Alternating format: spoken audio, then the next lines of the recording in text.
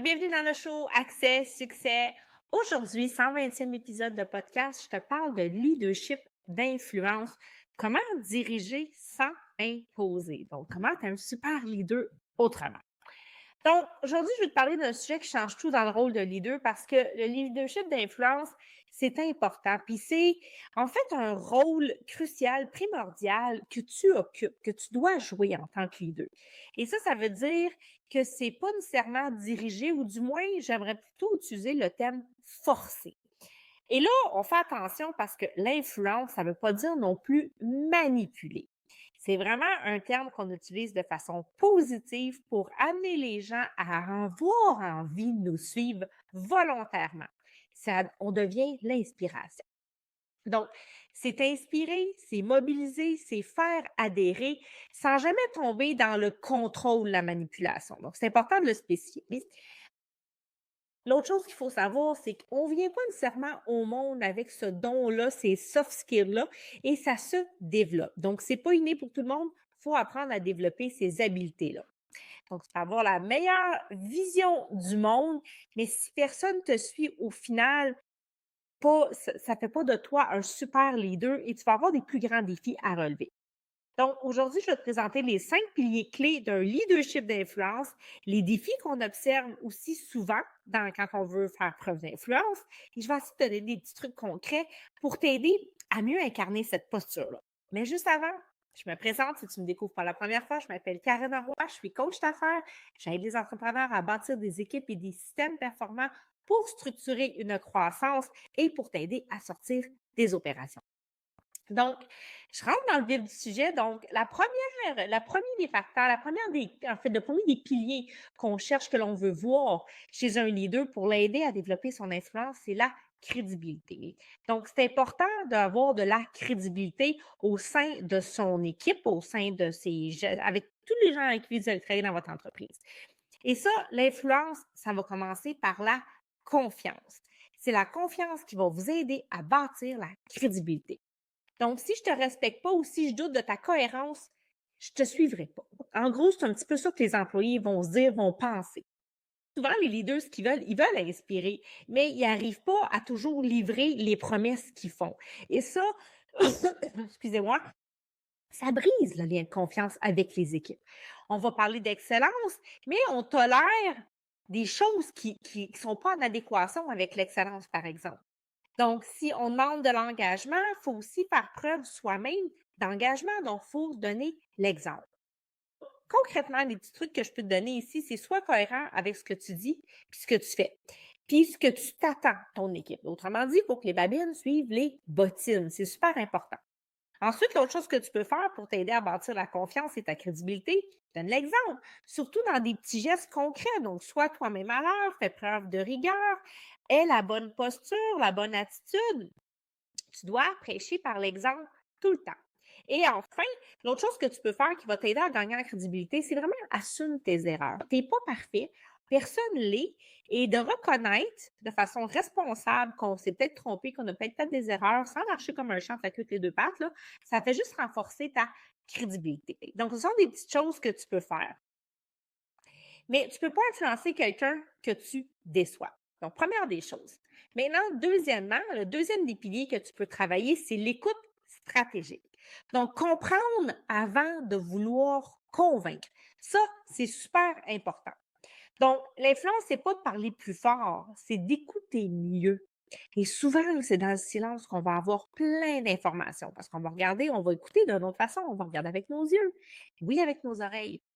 Donc, souvent, les leaders, ils vont chercher à convaincre au lieu de comprendre.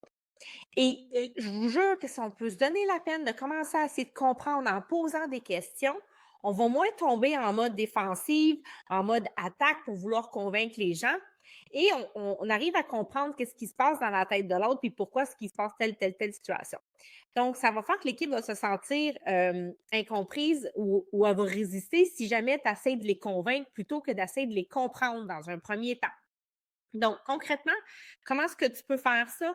Utilise des questions ouvertes pour explorer les objections. Et là, ça, c'est vraiment ce que j'enseigne dans votre posture, dans le style de leadership, c'est d'apprendre à poser des questions pour comprendre et pour pouvoir aussi susciter la réflexion puis le jugement chez l'autre personne. Mais là, dans le contexte ici dans lequel je l'applique, c'est vraiment pour vous aider à comprendre. Ensuite, reformuler ce que l'autre personne vient de vous dire pour vous montrer dans un premier temps que vous écoutiez pour vrai, puis pour voir si vous avez bien compris ce qu'elle vient de vous dire. Et aussi, là, c'est un petit degré de difficulté, mais cherchez l'intention derrière peut-être les objections, les résistances. Souvent, c'est pas une objection, c'est un besoin que la personne n'est pas capable de nommer elle-même puis qui n'est pas rencontré, qui n'est pas répondu. Donc, vous devez apprendre à lire entre les lignes et ça va vous aider. Donc, qu'est-ce qui te ferait dire oui avec conviction à ce projet-là? Ça, c'est un exemple de question que je vous donne, par exemple. Maintenant, le troisième pilier, c'est l'art de rallier une vision. Donc, oui, on suit un leader qui sait où il va, puis pourquoi c'est important d'y aller. Donc, c'est ce que vous devez incarner. Vous devez rallier les gens avec vous sur votre vision. Donc, c'est important, évidemment, de la partager, la vision. Donc, les leaders ont une vision et c'est votre job d'être un visionnaire en tant que leader. Mais si vous ne la communiquez pas clairement, et là, des fois, elle est communiquée, mais je peux vous dire que c'est pas clair ou de façon mobilisante, bien, ça va faire en sorte que vous n'allez pas avoir l'adhésion que vous désirez. Donc, on va parler peut-être des fois trop, de façon un petit peu plus froide d'objectifs, mais on n'arrive pas à créer cet impact-là au sein de l'équipe. Donc, ça parle de votre posture, évidemment. Donc, concrètement, essayez de traduire votre vision en bénéfice. Donc, what's in it for them? Qu'est-ce qu'ils vont gagner de cette expérience-là, d'adhérer à votre vision, l'équipe. Donc, c'est un peu comme un pitch de vente, là. C'est quoi l'avantage? C'est quoi le bénéfice pour votre équipe de se rallier à vous dans votre vision? Donc, on fait un petit changement de paradigme ici. On peut aussi utiliser du storytelling, raconter des histoires, donc donner des exemples réels, touchants, inspirants.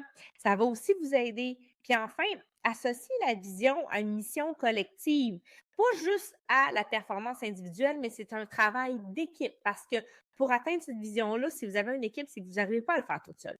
Donc, tout le monde doit mettre l'épaule à la roue et doit contribuer à sa façon. Donc, au lieu de dire, par exemple, je vais vous donner un petit exemple concret, au lieu de dire, par exemple, on doit augmenter 15 mais vous pourriez dire, on veut que 10 familles de plus par mois aient accès à nos services grâce à vous. Donc, on dit un peu la même chose, mais on l'amène différemment. On l'amène avec un petit peu plus d'humanité. Et ça fait que ben, c'est inspirant, c'est motivant. Maintenant, si ça fait du sens tout ce que je te dis, puis que tu me découvres, s'il te plaît, je t'invite à t'abonner à la chaîne si ce n'est pas encore fait. Tu peux faire un j'aime ou viens m'écrire un commentaire. J'aime toujours ça, vous lire. Alors, je continue maintenant avec le quatrième pilier, qui est l'influence par la reconnaissance et la valorisation. Je pense que de plus en plus, les leaders tendent vers ça et adoptent cette posture-là. Mais tu sais, ça n'a pas toujours été une culture qui a été mise de l'avant. Donc, ce qu'on célèbre se répète. Puis ce qu'on ignore, ça finit par s'éteindre puis disparaître. Donc, on veut célébrer le plus possible les bons coups, les bons gestes, les bons comportements. Souvent, les leaders vont attendre que tout soit un petit peu trop parfait avant de reconnaître l'effort qui a été fait. Mais l'effort, ça se souligne. C'est peut-être pas encore la perfection, mais il y a une intention véridique là, des employés de bien faire. On veut arrêter de valoriser juste les résultats. Je pense qu'il faut aussi être capable de reconnaître le chemin qui est parcouru, le progrès, l'effort, l'intention qui est fait tout au long du processus et non seulement le résultat. Bien sûr qu'on peut célébrer le résultat, mais c'est le fruit de plein d'étapes avant qui ont été faites. Donc, on prend le temps de souligner ça. Donc, concrètement, comment tu peux appliquer ça dans ton entreprise? Instaure un réflexe de reconnaissance hebdomadaire. Donc, commencez la journée comme ça ou finissez la journée comme ça, puis prenez le temps de le dire. Mettez à l'honneur quelqu'un. Nommez les comportements que vous trouvez alignés avec les valeurs que vous voulez voir dans votre entreprise. Donc, répétez-les. Faites pas ça pendant un an de temps, mais à un moment donné, les gens vont comprendre que, OK, c'est ça qu'on valorise, c'est ça qu'on veut voir. Puis, évidemment, pratiquer la reconnaissance plus personnalisée. Donc, il y en a qui aiment ça, des fois, avoir un petit mot, un petit geste, ça peut être une carte cadeau. Donc, trouver une façon honnête, je dis ça, j'ai envie de faire une parenthèse parce qu'il y a une histoire de quelqu'un que je connais dans mon passé qui qui avait détecté une erreur là, qui aurait coûté extrêmement cher pour l'entreprise. Ben, en guise de reconnaissance, ils ont donné une carte cadeau. Donc, tu sais, jusque-là, ça va, ils étaient contents. Tu sais, ils ont fait sauver vraiment des milliers, là, des centaines de milliers, pour ne pas dire quasiment des millions de dollars pour cette petite erreur-là.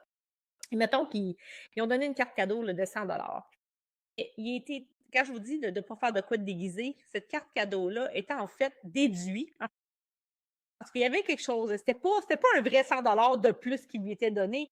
Il y avait une déduction qui était chargée puis qui était enlevée sur sa paye. Bref, fait que soyez aussi honnête puis kosher dans vos pratiques si vous voulez faire la reconnaissance. Et finalement, le cinquième pilier, par l'exemplarité émotionnelle. Donc, l'influence, et ça, là, ça s'en vient tendance, là, j'ai envie de dire, puis ça va rester tendance, l'exemplarité émotionnelle. Donc, réguler ou dérègle l'énergie de ton équipe par ton attitude. Donc, si tu régules ou tu dérègles l'énergie de ton équipe par ton attitude, tu dois apprendre à gérer tes émotions. Donc, si tu es stressé, tu es impulsif, tu es inconstant, là, je parle au masculin, mais ça peut être le féminin aussi, l'équipe ne saura jamais à quoi s'attendre. Puis elle marche sur des œufs puis elle est tendue non-stop. Donc, ta posture, ta capacité à te gérer va faire toute la différence. Donc, concrètement, prends une pause avant de répondre quand tu sens que tu es déclenché, quand tu sens que tu es fâché, quand tu sens que la boucane te monte au nez, là, time out, là. On prend un break. Verbalise ce que tu ressens avec maturité. Et ça, c'est prendre ta responsabilité. Sans t'effondrer, sans exploser. Tu n'es pas obligé de le faire tout de suite. Tu peux donner un moment de recul, mais apprends à nommer les choses. Tu peux nommer tes émotions sans rentrer dans la thérapie. Ce n'est pas de ça dont il est question, mais pour t'exprimer adéquatement en assumant ta responsabilité. Ça va aussi donner l'exemple aux autres. Puis apprends à nommer les émotions dans l'équipe. Et là, ça, c'est un défi. Parce qu'avant d'être capable de nommer les émotions dans l'équipe, il va falloir que tu sois capable de les nommer pour toi-même. Tu montres que c'est sécuritaire d'en parler, que c'est accepté. Et ça va ouvrir carrément à plein de possibilités. Donc, ton énergie est contagieuse. C'est vrai quand ça va bien, mais c'est vrai aussi quand tu n'as pas la bonne énergie. Donc, tu dois volontairement choisir qu'est-ce que tu veux propager, le calme ou le chaos. Et ça, c'est vraiment un choix conscient que tu dois faire. Alors voilà, c'est les 5 piliers que j'avais pour toi aujourd'hui avec des petites stratégies concrètes que tu peux faire, que tu peux mettre en place. Le leadership d'influence, c'est vraiment un art, c'est une pratique, ça demande de l'équilibre, de l'intelligence relationnelle puis de la constance. Encore une fois, je veux que tu te souviennes que c'est pas une question de manipulation, c'est vraiment une question de connexion, puis te mettre au service des gens que tu desserres, mais aussi de ton équipe. Donc, si tu as envie de travailler, d'élever ton leadership, tu as envie de passer à une autre étape, si tu sens que tu as besoin de travailler cette posture-là, je t'invite à réserver un appel. Il y a toujours un lien que tu peux trouver dans les commentaires pour venir prendre un appel. Ça va durer une vingtaine de minutes. On va regarder ensemble un peu c'est quoi ta réalité, c'est quoi tes défis. Est-ce qu'on a des solutions pour toi? Si on n'en a pas, on va te le dire. Et si on en a, on verra comment est-ce qu'on peut travailler ensemble. Alors, sur ça, je te dis merci. Merci d'avoir été là et on se retrouve la semaine prochaine pour un nouvel épisode.